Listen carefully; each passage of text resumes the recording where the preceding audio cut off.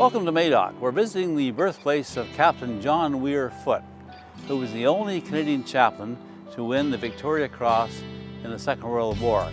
And he did that with a very courageous performance at Dieppe. What we know about Dieppe in 1942, the raid on Dieppe, was that it was either a test of the German defenses at the port of Dieppe in France, or it was just a foolish expedition to show that the Allies were still in the war. But at any rate, it was a disaster, and over 900 men were killed. Of the 5,000 that went there, 2,400 were injured, and most of the rest were captured. Foote was in that group, and he managed to survive, but in an unusual way. Foote was born in Madoc in 1904, and he went to several Canadian universities, including the Queen's University.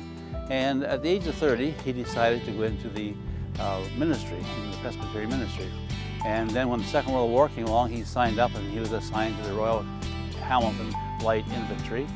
And so in 1942 in August, he was standing on a landing craft approaching the beaches of Dieppe. Now, there are very open beaches. They're just a wide sand, as far as you can see. Wide sand beach to get across. And there are high bluffs on this side full of German machine guns and high bluffs over here, and the same thing, and in between a little valley with the port of Dieppe. And that was their mission, was to capture that port. Well, some of them got in there, but not very many.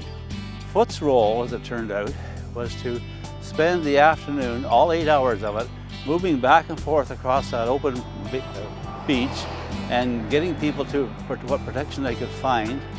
And finally, when they realized it was a complete disaster and they decided to pull out, he was at the landing craft ready to get in, and he suddenly changed his mind and he walked back into the German lines and surrendered. And his rationale was that he didn't want to leave his men. So he was captured in 1942. He spent the rest of the war in a prisoner of war camp somewhere in Germany.